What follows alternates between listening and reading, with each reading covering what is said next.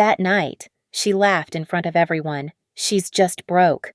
The silverware stopped moving, and I pulled out a folder that made the entire table go silent.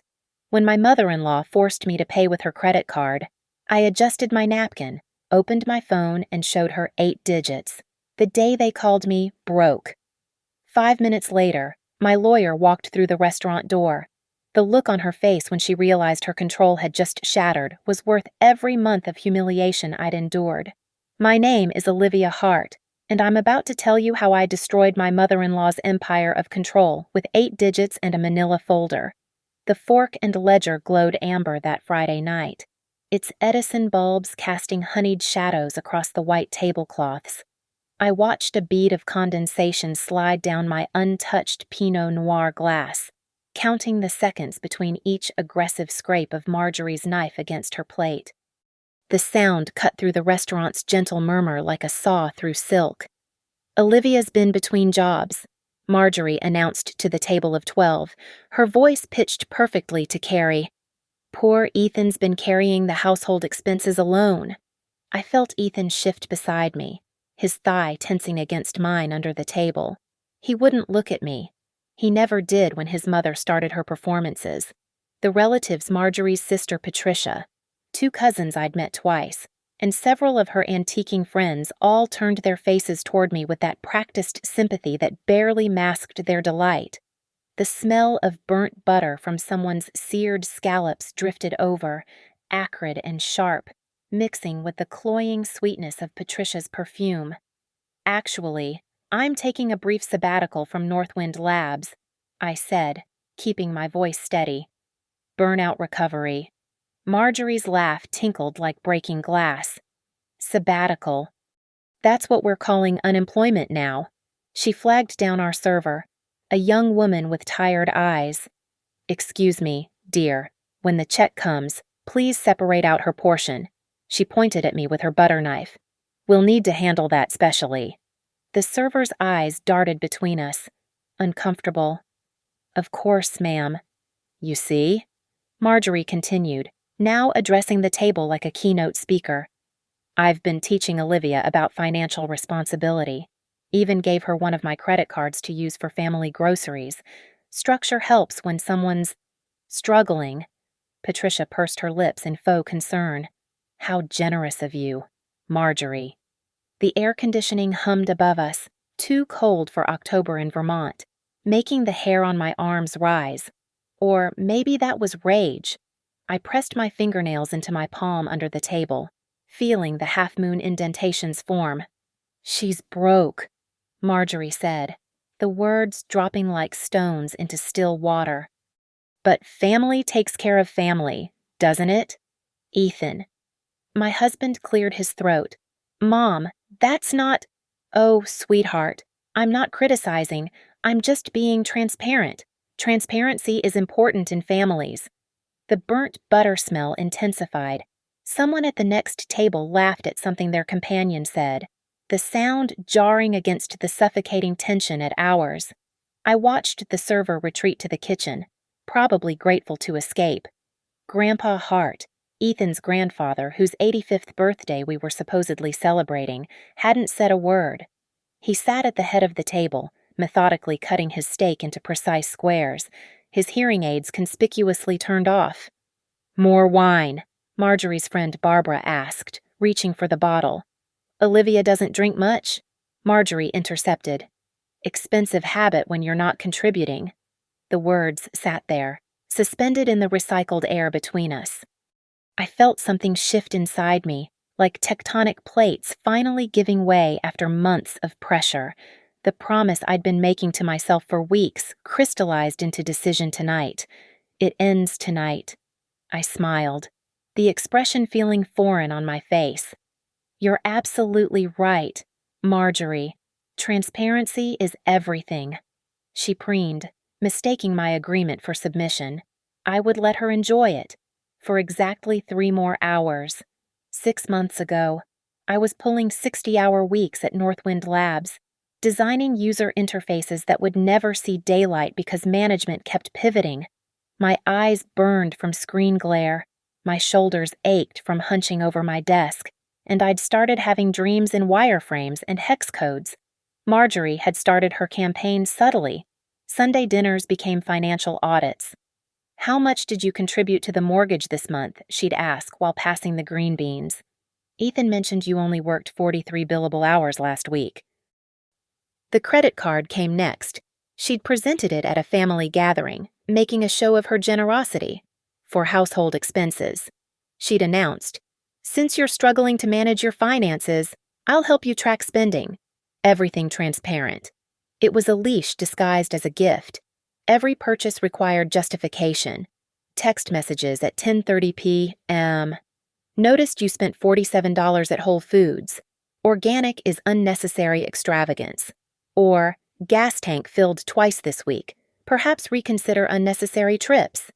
The public humiliations were worse. At her antique shop's customer appreciation event, she'd introduced me as Ethan's wife, between careers at the moment. At her book club, she'd asked me to fetch coffee for everyone because Olivia has the time, being unemployed. Ethan saw it all. Did nothing. But 3 weeks ago, everything changed with an email from Rowan Pike, the lawyer who'd managed my grandfather's estate since his death 5 years prior. "Miss Hart," it read, "per the terms of the Hartwell Family Trust established by your late grandfather, Dr. James Hartwell, the complete assets will transfer to your control on your 34th birthday, October 15th, as discussed during the initial reading. Clause 14b maintains strict confidentiality until the activation date. Any premature disclosure would trigger temporary conservatorship provisions." Grandfather had been an inventor, held 17 patents for medical devices. Invested the royalties brilliantly. He'd never liked my parents' chaotic approach to money, so he'd bypassed them entirely. The trust was ironclad, designed to protect me from exactly the kind of financial manipulation I was experiencing. $89 million in blue-chip stocks, treasury bonds, and rental properties across New England. I'd known it was coming since I was 29, when grandfather died. 5 years of keeping that secret, watching it grow, waiting for October 15th. The confidentiality clause was absolute, even telling Ethan would have triggered the conservatorship provision, putting the money under third-party control for another decade. So I'd endured Marjorie's degradation in silence, counting days on my bathroom mirror with tiny dots of dry erase marker where no one would notice. 340 days, 200 days, 90, 30. The worst part was how she'd twisted our finances to make her narrative true. The credit card she'd given me was the only payment method she'd allow for family groceries. My own cards worked fine, but she'd convinced Ethan it was helping me learn budgeting to use hers. She'd track every cent, then complain about the burden of supporting me. "Your grandfather left you something, didn't he?" she'd asked once, sharp-eyed over tea. Ethan mentioned an inheritance. "Some books." I'd lied. Philosophy texts, a few $1,000s that went to student loans. She'd relaxed, satisfied that I was truly dependent.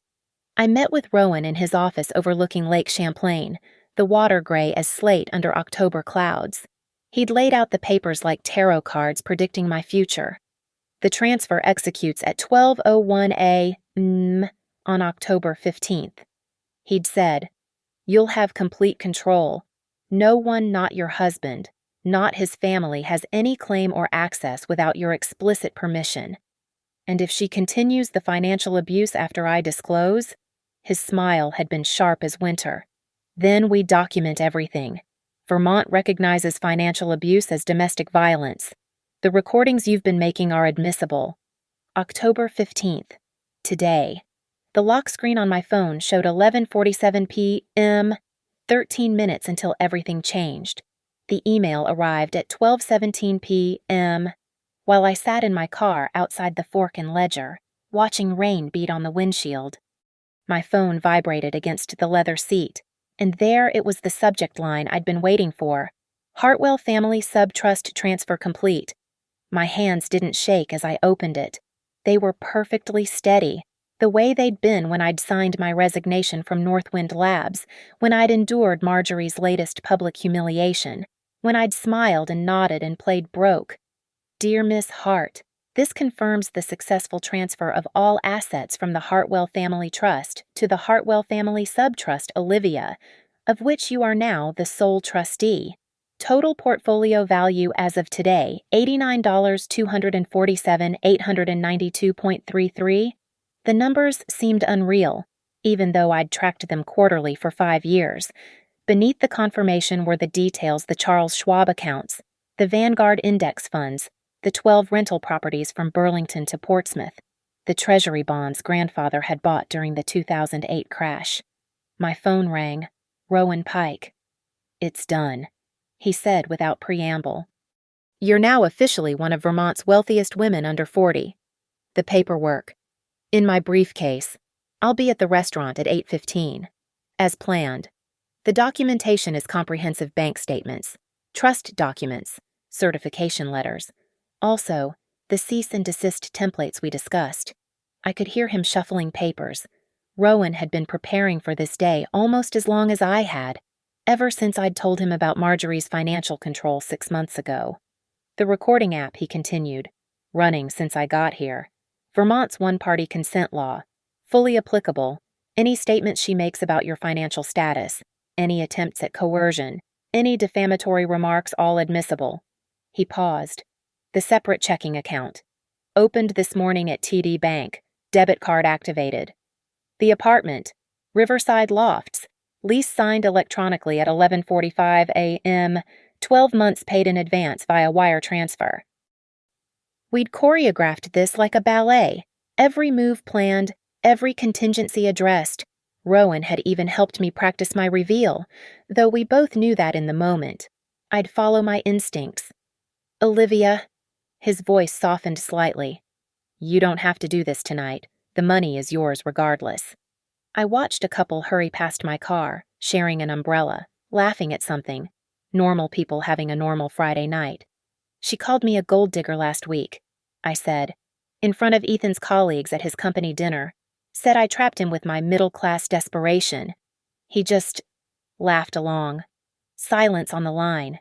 Then, 8:15. "I'll enter through the main entrance. Text me when you need me." After we hung up, I opened my banking app one more time. The numbers were there, real and immutable. I switched to my notes app, where I'd been documenting everything for months. The time she'd made me return groceries because they were too expensive for someone who doesn't contribute. The family vacation I'd been excluded from because it wouldn't be fair to expect Ethan to pay for both of us. The birthday dinner where she'd announced to the restaurant that they should split my check separately because some of us live within our means. My phone buzzed with a text from Ethan. "Where are you, Mom's asking?" I looked at my reflection in the rearview mirror. My lipstick was perfect. My hair smoothed despite the humidity. I looked like what Marjorie always said I was, a nobody playing dress-up in a life I couldn't afford. "Parking," I texted back. "Order for me. Whatever's cheapest on the menu." Let her think she'd won. Let her savor her superiority for exactly 1 more hour. At 8:20 p.m., I'd place a manila folder on the table. At 8:21, her son would learn what his wife was really worth. At 8:22, Marjorie Hart would understand that some things couldn't be controlled, no matter how tightly you held the purse strings. I locked my car and walked toward the restaurant, my phone recording everything, my future finally beginning. The rain had stopped. Even the weather was on my side tonight. The server approached with the check at 8:07 p.m., her steps hesitant across the hardwood floor.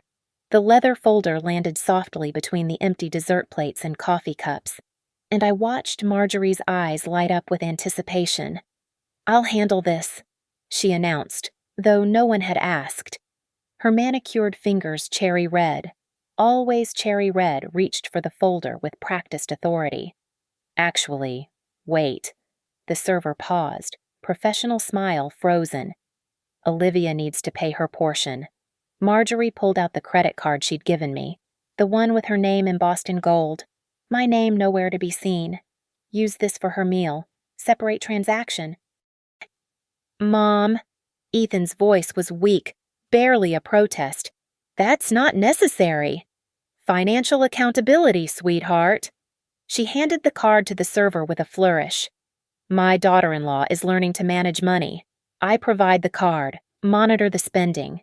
It's the only way she'll learn. Patricia leaned forward, her pearls clicking against the table edge. You're so patient with her, Marjorie. Someone has to be. Marjorie's voice carried perfectly, reaching the adjacent tables. The girl came from nothing. Middle-class parents who never taught her about fiscal responsibility. Now she's broke, depending on my son, depending on me. The server's eyes darted to mine. I could see her discomfort, the way she wanted to escape this family drama playing out in her section. The air conditioning clicked on again, sending a fresh wave of cold air across my exposed shoulders. Will that be all? The server asked. Actually, Marjorie continued, her voice like honey poured over glass. Make sure to print both receipts. I need to track every penny. She spent $40 on lunch yesterday at a restaurant, while unemployed. Can you imagine? Barbara gasped theatrically. $40! For a salad and water! Marjorie shook her head. This is why some people stay poor. No concept of living within their means. I felt my phone vibrating in my purse. 8:11 p.m. Rowan was here. My fingers found the recording app, confirming it was still running. Every word captured, every humiliation documented. You know. Marjorie turned to address the table fully, her voice pitched to perform. I've been essentially supporting both of them. Ethan's salary barely covers the mortgage, and with her contributing nothing, well, thank God I have my antique business. That was a lie. Ethan made 6 figures as an aviation maintenance engineer. But the relatives nodded sympathetically, eating up the narrative she'd been feeding them for months. She's broke, Marjorie repeated, seeming to savor the words. Completely broke. Her parents' teachers. No family money. No inheritance worth mentioning. She married my son thinking she'd elevated herself. But class isn't something you can fake. The server returned with the card reader. I watched Marjorie input her PIN with deliberate slowness, making sure everyone saw her paying for my meal. The machine beeped its approval. There, she said, signing the receipt with a flourish. Another $32 I'll never see again. But family helps family, even when there are disappointments. Cousin Janet shifted uncomfortably. Even she seemed to sense this had gone too far. The saddest part, Marjorie continued, unstoppable now, is the delusion. She walks around like she belongs in our world. Shops at Whole Foods on my credit card. Refuses to shop at discount stores. Pride. She laughed, the sound sharp as winter ice. Pride she can't afford. My phone showed 8:14 p.m. You're absolutely right, I said, my voice cutting through her monologue. I have been proud. The table went silent. Marjorie's smile widened, mistaking my calm for surrender. But you're wrong about one thing, I continued, reaching into my purse. I can afford it. My fingers closed around the manila folder, the one with the bank statements, the trust documents, the proof that would shatter her carefully constructed narrative into a million irreparable pieces. 8:15 p.m. Through the window, I saw Rowan Pike entering the restaurant, his tall frame unmistakable, his expression professionally neutral. The cavalry had arrived, right on schedule. The server stood frozen, still holding the credit card reader, sensing the atmospheric shift but not understanding it. Marjorie laughed. Oh, sweetie, did you get a job today? How wonderful! Where? I smiled, the expression finally genuine. I didn't get a job. Marjorie, I got something much better. I placed the manila folder on the table with deliberate precision, the soft thud somehow louder than all the restaurant noise around us. My napkin followed, folded once and set beside my water glass. The movements were calm, controlled nothing like the storm about to break. You want transparency? I asked, meeting Marjorie's eyes directly. Let's be transparent. I opened the folder. The first document was the bank statement, TD Bank's logo crisp at the top, My name bold beneath it. The balance was highlighted in yellow. I'd done that this afternoon, wanting the number to be unmissable. $89,247,892.33. What is this? Marjorie's voice had lost its honey coating. This, I said, sliding the statement across the table where everyone could see it, is my trust fund, activated today. My grandfather, Dr. James Hartwell, you remember, the one you said left me nothing but books, actually left me his entire estate. Patricia's coffee cup clattered against her saucer. Someone maybe? Barbara gasped. I pulled out the second document. This is the certification from Rowan Pike, estate attorney. You might recognize the firm Pike, Morrison, and Associates. They handle most of Vermont's significant estates. This is ridiculous, Marjorie sputtered. These are obviously fake. I pulled out my phone, opened the banking app, and turned the screen toward her. The number was there. Real time. Undeniable. Would you like to see me transfer $1,000 right now? 10,000. How much would it take to convince you that the woman you've been calling broke has more money than everyone at this table combined? Ethan's face had gone pale. Olivia, what? Your mother has been financially abusing me for 6 months, I said, keeping my voice level. Using her credit card as a leash, humiliating me in public, controlling my spending while telling everyone I'm a burden. So let's talk about who's really broke here. Rowan appeared at our table, his presence commanding immediate attention. He was the kind of man who looked like money silver-haired, perfectly tailored suit, the watch on his wrist worth more than most cars. Miss Hart, he said to me, then nodded to the table. I'm Rowan Pike, Miss Olivia Hart's attorney. Attorney? Marjorie's voice cracked. Why would she need to manage an 8-figure estate? Proper legal representation is essential, Rowan said smoothly. He pulled out his phone, showed something on the screen. This is a QR code linked to the verification portal for Hartwell Trust Holdings. Anyone who doubts the authenticity of these documents can verify them directly with our office and the managing bank. Cousin Janet already had her phone out, scanning. Her eyes widened. Oh my God, it's real. I pulled out the next document. This is a formal notice that I'm terminating all financial connections between us. Marjorie, the credit card you gave me canceled as of tonight. I produced the card from my wallet, bent it until it snapped, the crack echoing. Any accounts with my name that you control, you have 72 hours to remove me. You can't, Marjorie started. I can. I pulled out the final document. This is a transcript of tonight's conversation.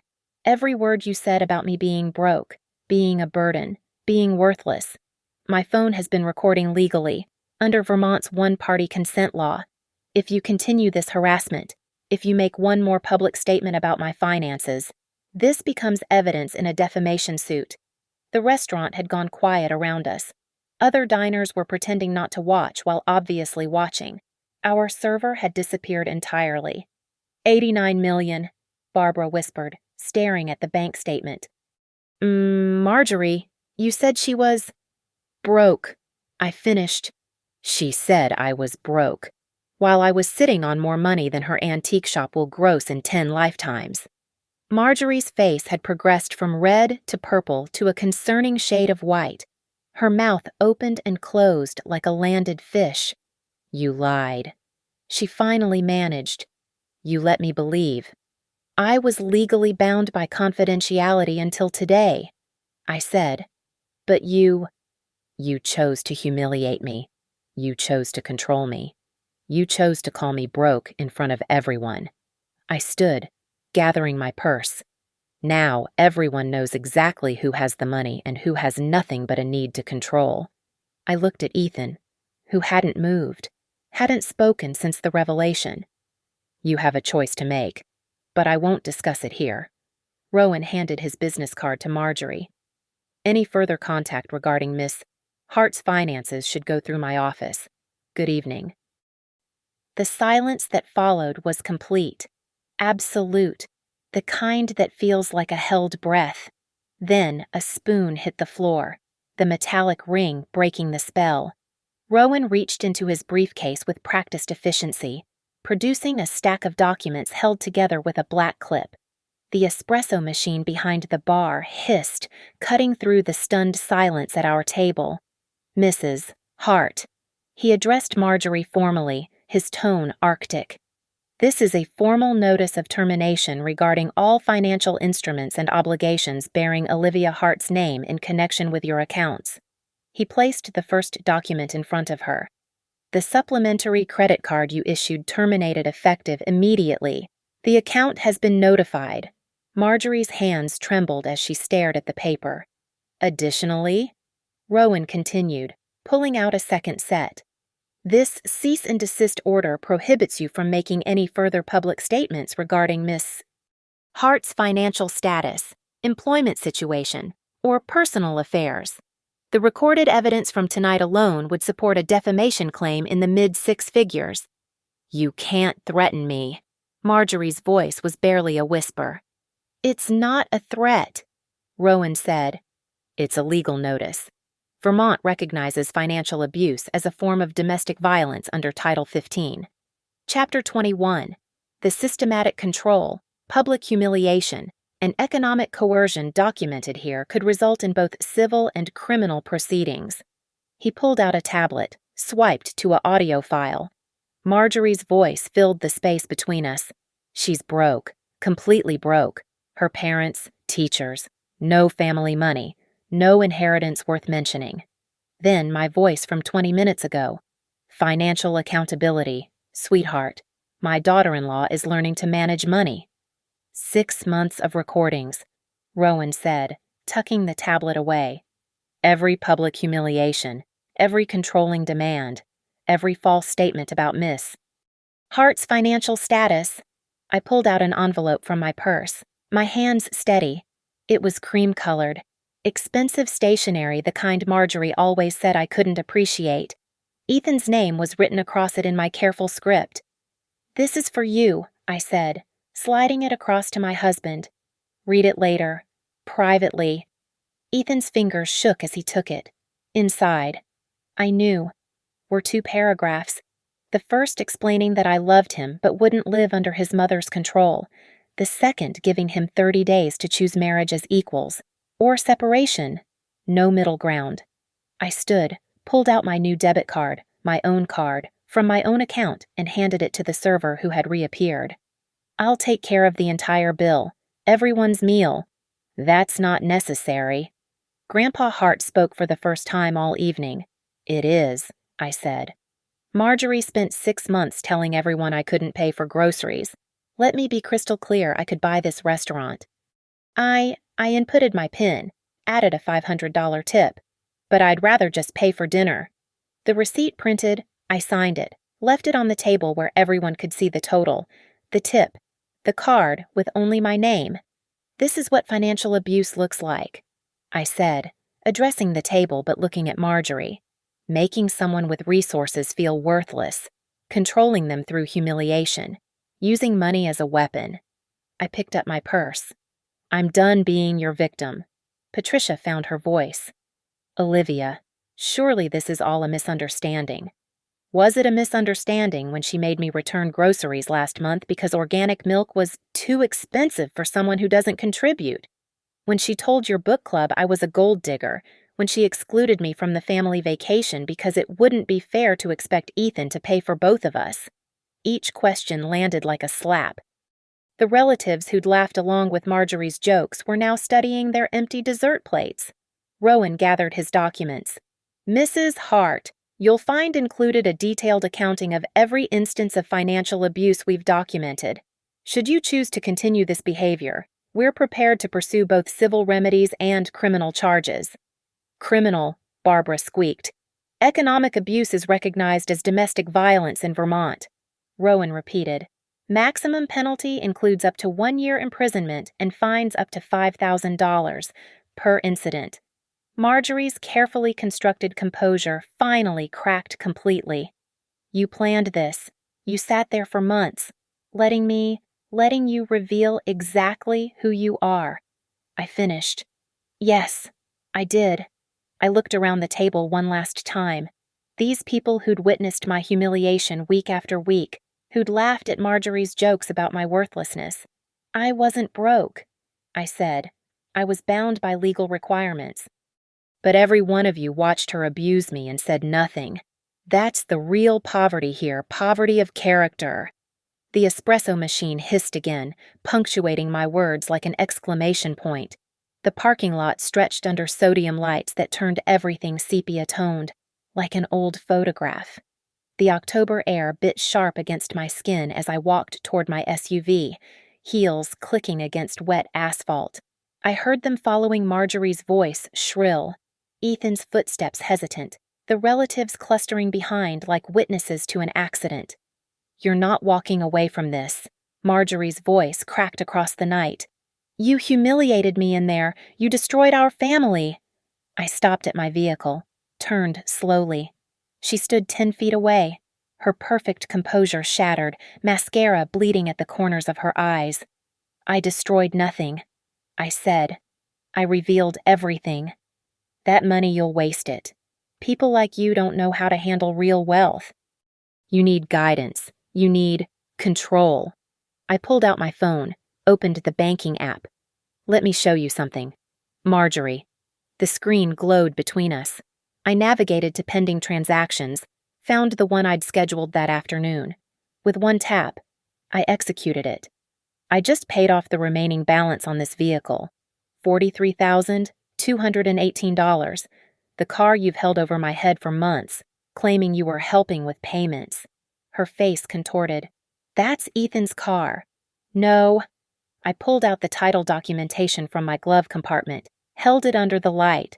It's in my name, always has been. But you convinced Ethan to let you manage the payments through your account, giving you another point of control. The relatives had formed a semicircle, Barbara clutching Patricia's arm. Ethan stood apart, still holding my letter, looking lost. Give me the keys, Marjorie demanded. That car was purchased with family money. With my money. I opened the back of the SUV, pulled out a small box I'd placed there this afternoon. But since you're so concerned about property, let's discuss what's really yours. I opened the box.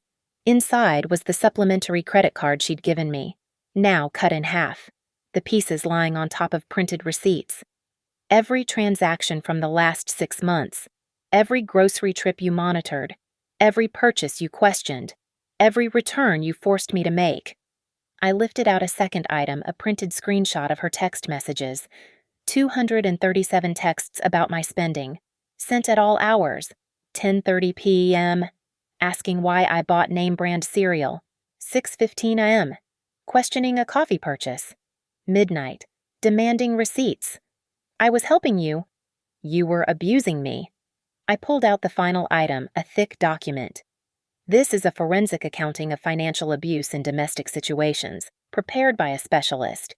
Your behavior matches every single criterion. Isolation through economic control, monitoring and restricting access to funds, public humiliation about financial status, using money to maintain power imbalance. The wind picked up, scattering a few fallen leaves across the asphalt. Someone's car alarm chirped in the distance. You want to talk about who really understands money? I continued. My grandfather built his fortune from nothing. He held 17 patents, invested wisely, lived modestly. He taught me that wealth isn't about control, it's about freedom. Freedom from people like you. Marjorie lunged forward, grabbing for the car keys in my hand. This is my son's car. I stepped back, her fingers clutching air. Ethan, is this your car? My husband looked between his mother and me, his face pale under the yellow lights. Mom said she was helping with the payments. She was using the payments to control us. To control me. I looked directly at him. Just like she controls you. Don't listen to her. Marjorie snapped at Ethan. She's trying to divide us. With the truth. I opened my car door. Here's the final truth. Marjorie, you called me broke tonight. You've called me that for months. But you're the one who's broke. Broken spirit. Broken character, and now, broken power over me. I started the engine, the German engineering purring to life. Through the windshield, I saw Marjorie's face transform into something ugly, desperate. "Ethan won't choose you," she said, loud enough to carry. "He never has. He never will." I looked at my husband one last time. He stood between two pools of light, half in shadow, still clutching my letter, the perfect metaphor for our marriage. "Then that's his choice," I said, "but it won't be made with your credit card in his wallet and your voice in his ear." I reversed out of the parking space, leaving them all standing there, Marjorie with her fists clenched, Ethan frozen, the relatives whispering among themselves. In my rearview mirror, the restaurant grew smaller, the figures in the parking lot becoming silhouettes, then shadows, then nothing at all. Riverside Lofts rose against the night sky, its glass facade reflecting the city lights like scattered diamonds. The security guard nodded as I entered, my heels echoing across marble that gleamed like dark water. The elevator whispered up to the 14th floor, and I stood holding the key to apartment 1407, my apartment, paid for with my money, where no one could monitor my groceries or question my choices. The lock clicked open with satisfying finality.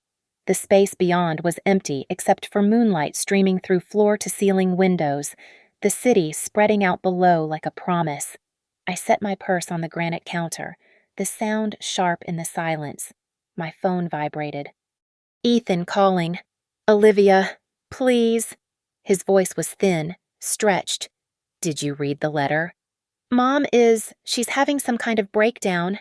She's screaming about lawyers, about suing you for fraud." "There's no fraud, Ethan, only truth." Silence stretched between us, filled with 5 years of marriage, 6 months of humiliation, and 30 days of decision ahead. "The money," he said finally. $89 million. You had it all along." "I had it for exactly 12 hours. The trust activated today." "But you knew it was coming. You could have told me. The confidentiality clause was absolute. Telling anyone, even you, would have triggered conservatorship. The money would have gone to a third party for another decade." "You didn't trust me." The words hung there, sharp as winter air. I looked out at the city lights, each one representing a life lived on its own terms. "You're right," I said. "I didn't trust you. Every time your mother humiliated me, you stood silent. Every time she called me broke, worthless, a burden, you let her. So no, I didn't trust you with $89 million worth of information." "That's not fair." "Fair?" I laughed, the sound bouncing off empty walls. "Was it fair when she made me return groceries, when she excluded me from family vacations, when she gave me that credit card like a leash and you called it help? What do you want from me?" "Nothing tonight. You have 30 days to decide if you want a marriage or a mother. You can't have both anymore." "Olivia," I ended the call, powered off the phone entirely. The silence that followed was profound, complete, mine. I walked to the windows, pressed my palm against the cool glass. Below, the city hummed with its own life, indifferent to the small drama of the Hart family. Somewhere out there, Marjorie was probably rallying her troops, planning her counterattack, but she had no weapons left. The credit card was canceled, the financial abuse documented, the truth revealed. On the counter, I'd left one final document, the preliminary paperwork for the Hart Design Fellowship, a scholarship program for young women entering STEM fields. $89 million was more than I could spend in 3 lifetimes. It could fund hundreds of women's educations, free them from the kind of economic control I'd endured. My grandfather would have liked that. He'd built his fortune on innovation, on creating things that helped people. The fellowship would be his legacy, continued. I pulled out the single key to this apartment, held it up to the light. Such a small thing, but it represented everything: independence, freedom, the right to exist without justification or apology. Tomorrow, movers would bring the belongings I'd secretly packed. Tomorrow, I'd meet with investment advisors, fellowship administrators, the architects of my new life. Tomorrow, Ethan would wake up in a house where his mother's voice echoed off empty walls, and he'd have to decide what mattered more, control or love. But tonight, in this empty apartment that smelled like fresh paint and possibility, I stood at the windows watching the city lights twinkle like earthbound stars. For 6 months, I'd been called broke, worthless, nothing. But I'd known the truth, counted the days, waited for the moment when the power would shift. The clock on my phone would have shown 11:58 p.m. if I'd looked. 2 minutes until October 16th. 2 minutes until the first full day of my life without Marjorie Hart's shadow. I didn't need to look. I could feel it in my bones, in my breath, in the way the key sat warm in my palm. I wasn't broke. I never had been. I was free.